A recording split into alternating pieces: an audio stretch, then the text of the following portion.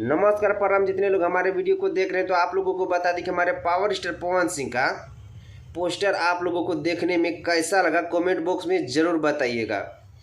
आप लोगों को बता दें कि हमारे पावर स्टार पवन सिंह का एक दूजे के लिए इतना बवाल मूवी है ना भाई, आप लोग देखिएगा ना एकदम खुशी से झूम उठिएगा।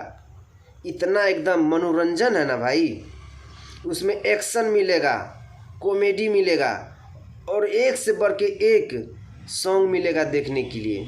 आप लोग एकदम खुशी से झूम जाइएगा। ये हम नहीं, आप लोग खुद डिसाइड कीजिएगा। आप लोगों को बता दें कि हमारे पावर स्टार पवन सिंह का इतना भयानक रोल है, इतना भयानक रोल है, देखिएगा ना तो आप लोग एकदम खुशी से एकदम झूम उठिएगा भाई, गारंटी के साथ बता रहे हैं। जैसे में हमारे पावर स्टार पवन सिंह का अभी के डेट में जितना भी भोजपुरी हो चाहे बॉलीवुड हो, कितना सॉन्ग आ रहा है और तबाही और इतिहास बना के रखता है। हमारे पावर स्टार पवन सिंह के सामने में किसी का दम नहीं है और किसी का पिछवाड़ा में उतना पावर नहीं है कि हमारे पावर स्टार पवन सिंह का कोई मुकाबला कर सके। तो भाई आप लोगों का हम ज़्यादा टाइम नहीं लगेंगे।